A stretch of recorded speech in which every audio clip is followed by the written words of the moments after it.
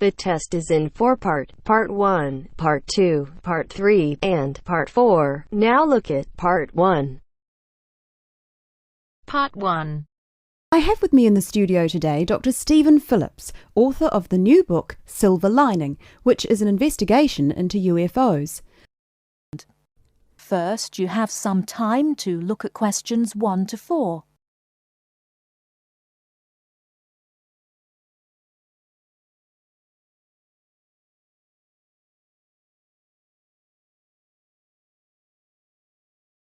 Listen carefully and answer questions 1 to 4. Good afternoon. I have with me in the studio today Dr. Stephen Phillips, author of the new book Silver Lining, which is an investigation into UFOs. Now, Dr. Phillips, can you tell us a little about your book? Yes, certainly. Over the last 12 years, I've become increasingly interested in the subject of UFOs, and this book is a compilation of all the sightings that I've heard about, together with evidence. You see, so many people are convinced that there is life on other planets that I thought I would do some research myself. And what did you find? Are we alone in the universe? You sound sceptical. Well, you'll have to buy the book to find out my personal conclusion, but I can tell you this. There are a lot of sightings in a number of different countries, and the surprising fact that I have found is that despite never having met each other, a great number of these witnesses describe an almost identical object. Now, I realize that television and the media has given us all a mental picture of a UFO, a silver ship with bright lights that moves at very high speed.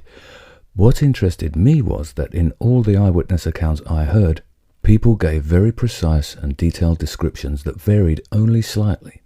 Reports from America, Europe, even Asia, all share a significant number of similarities. Interesting. Tell me, have you been able to see any evidence yourself? Well, no.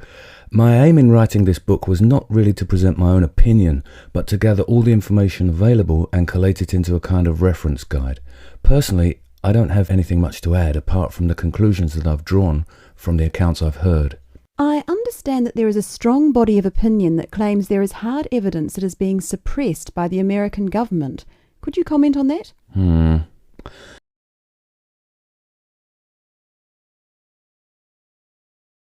Before you hear the rest of the conversation, you have some time to look at questions 5 to 10.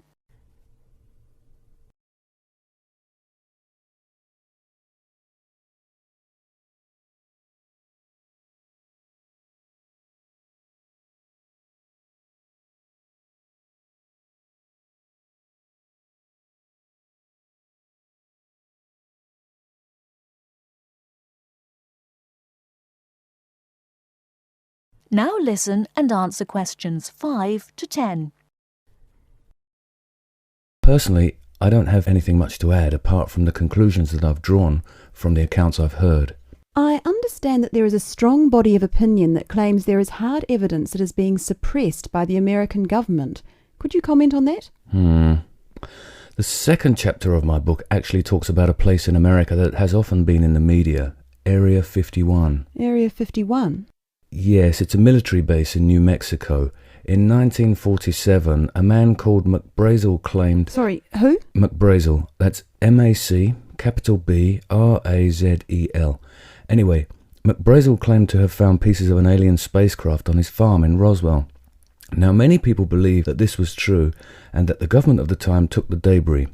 Since that time, they have denied all knowledge of any such find, and accounts by the many leading experts at the time dismissed the claim, believing that McBrazel had actually found pieces of a higher altitude weather balloon that had disintegrated. Now, the lack of information combined with the large number of conspiracy theorists means that no useful scientific conclusion can be drawn, but I have found out 1 or 2 surprising details.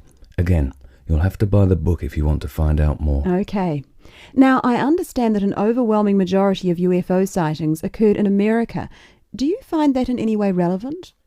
Well, as I mentioned before, there are a large number of conspiracy theorists, and the popularity of science fiction programs in America could lead you to suspect that these sightings may be nothing more than an overactive imagination. However, I have found that there are a number of other factors that determine UFO sightings. In Northern Europe, the number of reports is very low, whereas in Southern Europe, where there is more open space, less light pollution, and generally clearer skies, the number of sightings increases. Now, when you consider the vast open areas of America, particularly around New Mexico, there is an argument that UFOs are simply easier to see in certain geographical and climatic situations. Well, I've never thought of that. If I could ask you one final question, Dr. Phillips, what about alien abduction? Well, I don't really cover that in my book. You see, I was looking to present facts from which people could draw their own conclusions. With these reported abductions, I've found them to be very unreliable. Well, thank you very much for your time. Before we finish, I'd just like to add that Silver Lining is available at all leading bookstores, priced at £19.99. Until next week, goodbye.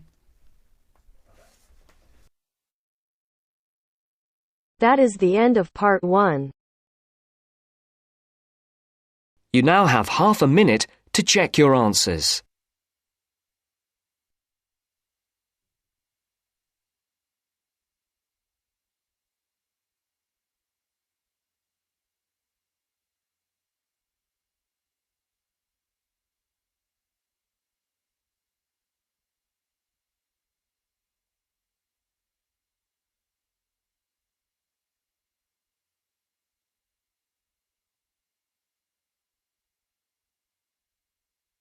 Now turns to part 2. Part 2. You are going to hear a teacher helping high school students visiting from an overseas school to fill in a school excursion permission note. First, you have some time to look at questions 11 to 17.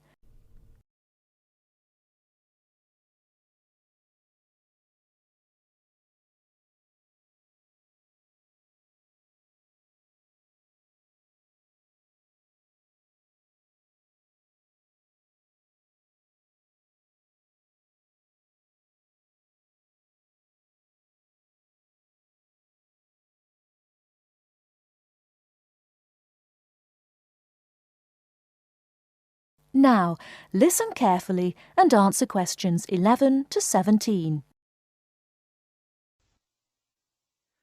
Good morning, students. My name is Mrs. Brown, and I'm in charge of the school excursion next week. Please take out your school excursion permission note so you can fill it in. For insurance purposes, this note must be signed by your guardian or the group leader. First of all, fill in the name of your class. Everyone here is in 3A, aren't they? So write 3A where it says class. We're going to the Blue Mountains, which is great. So this is the school excursion to the Blue Mountains. The day we leave is Monday. That's Monday, June 10. We are travelling by bus all the way, so we don't have to worry about changing trains or anything like that. The bus will leave from the front gate at 8 a.m.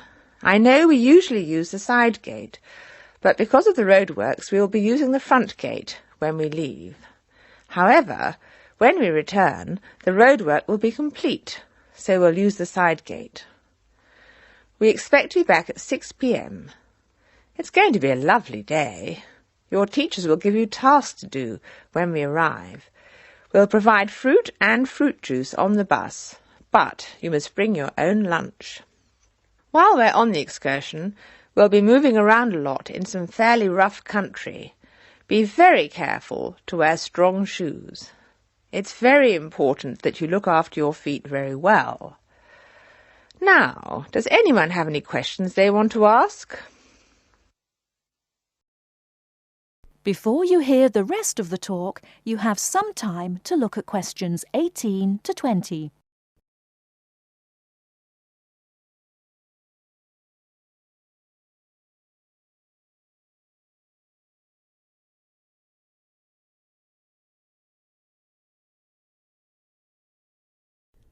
Now listen and answer questions 18 to 20. No questions? OK. I'd just like to fill in a few more details. The bus should arrive in the Blue Mountains at 11 a.m. We'll have time to do the first of our tasks before lunch. The bus is not a new one, but it does carry one piece of special equipment, a first aid kit. I certainly hope we won't have to use it, but it's nice to know it's there, in case we have a medical emergency. The other class on this excursion is 3B, so I know it'll be a good day. The last time 3A and 3B went out together was a thoroughly successful excursion. That is the end of part 2. You now have half a minute to check your answers.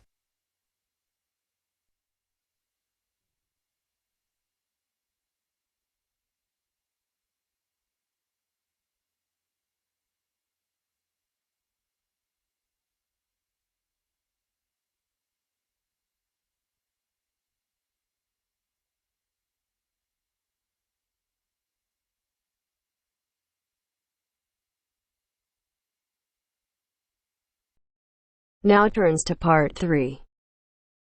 Part 3. You will hear a business studies student called Sam talking to his tutor about an IT project he is going to do for a local company called Turner's. First, you have some time to look at questions 21 to 26.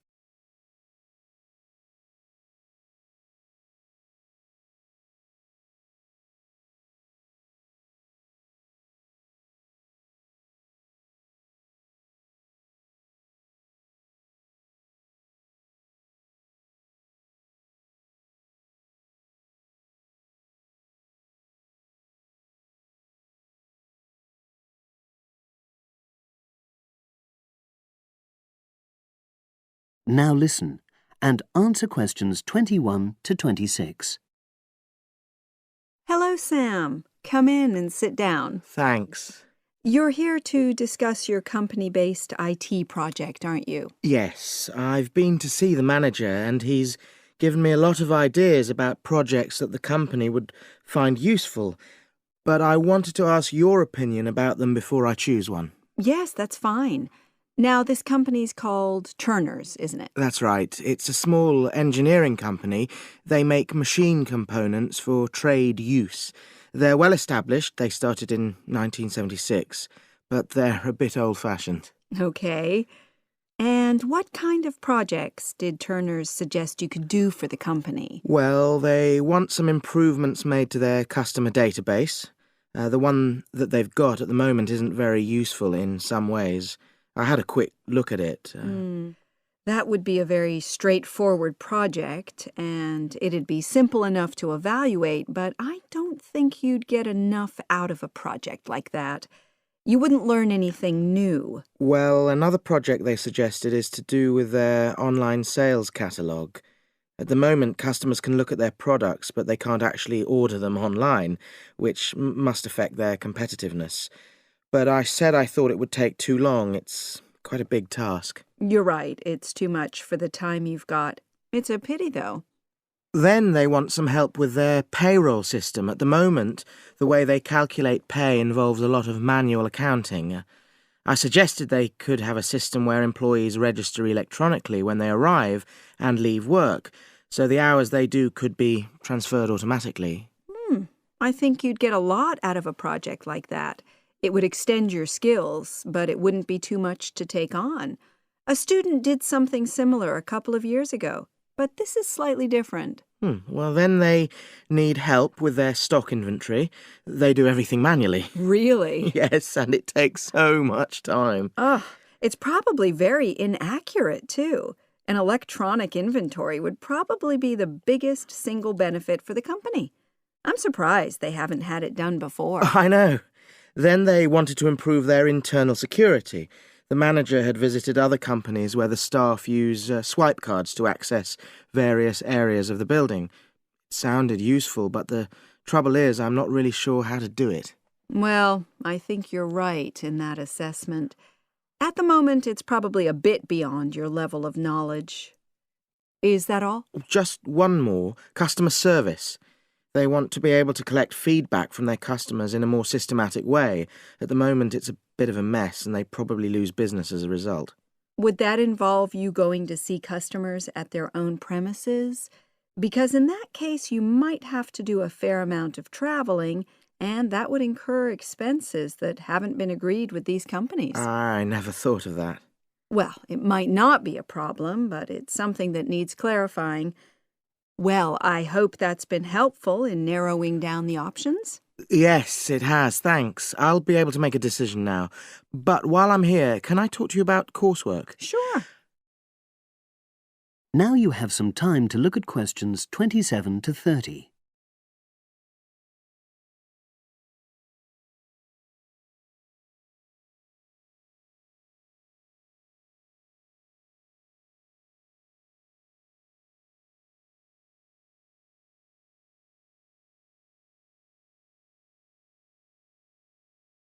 Now listen and answer questions 27 to 30.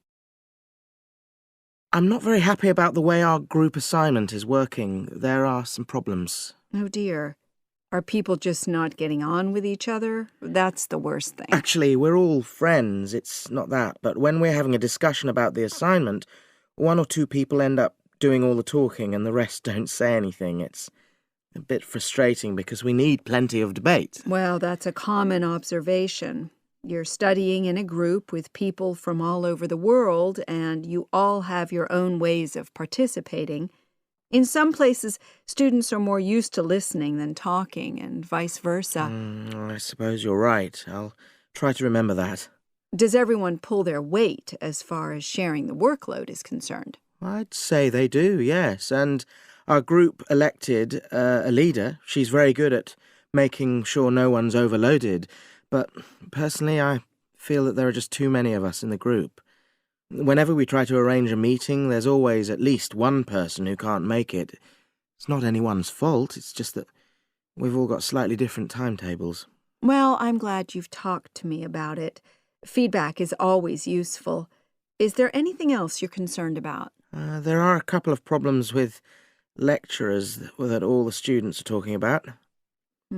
Last semester we had negative feedback about the way lectures were organized. There were several occasions when the wrong room had been booked or the same room had been booked twice, that sort of thing. Is that still a problem? That hasn't happened at all as far as I know. Oh, good. It's sorted out then. But I don't know the reason, but some of the staff often turn up late, so we miss 10 or 15 minutes of our lecture time. It might be because they've been copying handouts for students. I think there's a queue for the machine sometimes. Well, I'll look into that. Thank you for telling me. Anything else? The other thing is that it can be very difficult to get to see a lecturer individually. They're all very supportive and friendly when you do manage to find them, but often they're not in their office, even at times when they're meant to be available for consultation. Okay, that's helpful. Now, before you leave, That is the end of part 3. You now have half a minute to check your answers.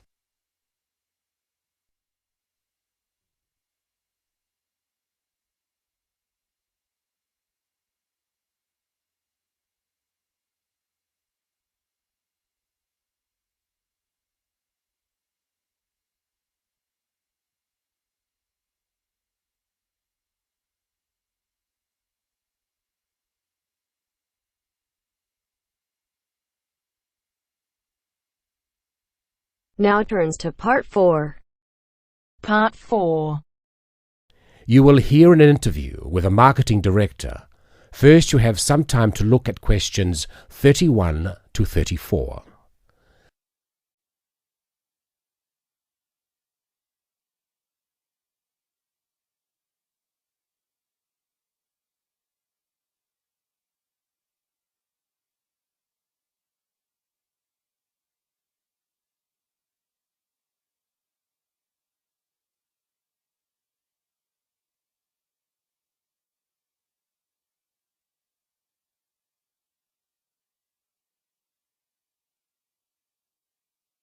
Now listen and answer questions 31 to 34. Continuing our theme of business marketing, I have with me today Mr. Brian Kinsella, who is here to talk about the differences between marketing a product and marketing a service. Good morning. Now I understand that many of you here today are interested in a career in services marketing. Well, I've been the marketing director for Oceania Travel for nearly 11 years, so I feel that I can present what I consider to be the most important aspects of marketing a service. However, before I begin, I want to clarify what I mean by services marketing. This not only means aspects like holiday destinations, but also professional services such as legal advice. In short, anyone that sells a service. Actually, a lot of the traditional services such as lawyers, accountants, etc. have not felt too comfortable marketing their services. It's almost perceived in industries such as these that the need to market indicates a weakness in the services provided. However, more and more such industries are realizing the importance of marketing to sustain their customer numbers, especially when their competitors are marketing themselves. Now, the main difference between marketing a product and a service is that the customers cannot understand exactly what the service will be. They can see a product and can comprehend exactly what the product will do for them. A service is more intangible. By that, I mean whatever each customer gains from the service is often very personal. For example, with a travel agency, clients choose to travel abroad for a multitude of motives. Some people travel overseas for the experience and really want to get to know the culture of the local people. Others wish to escape from reality, totally relax in sophisticated comfort, and be waited on hand and foot. Obviously, our clients will not be judging what we offer by the same standards, and travel agents, like other such service industries, have an extremely difficult job in satisfying a range of customers from diverse backgrounds with different expectations.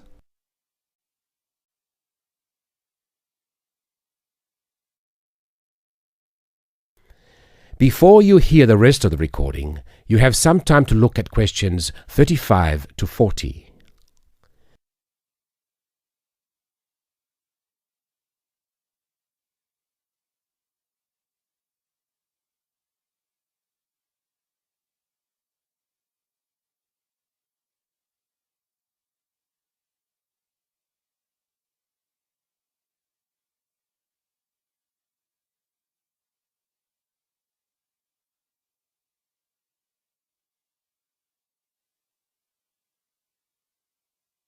Now listen and answer questions 35 to 40.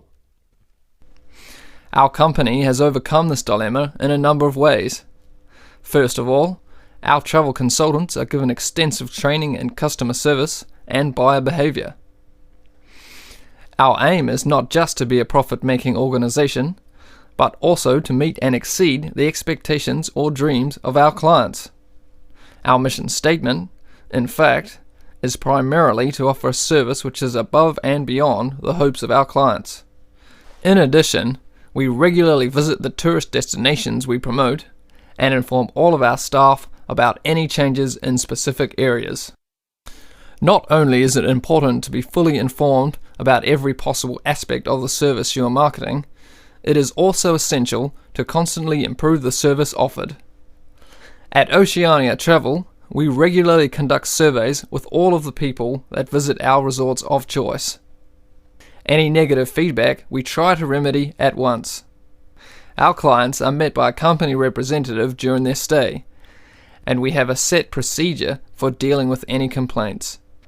Our clients are not expected to have to approach the hotel reception, as we have a 24-hour contact service direct to our representatives, and this representative should always welcome any customer problems or questions.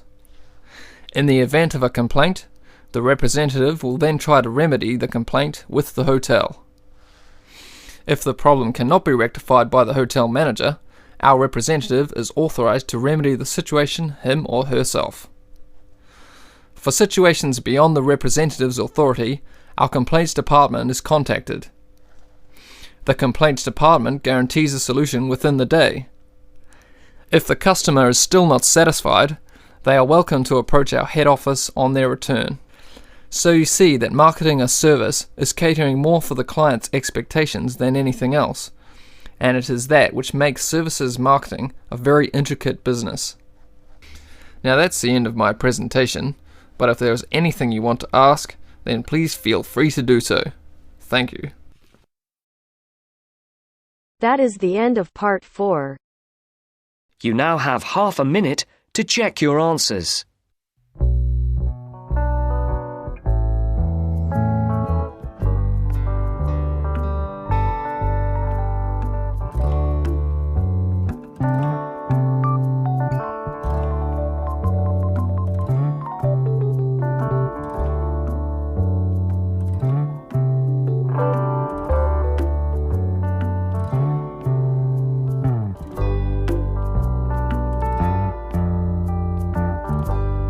That is the end of the test.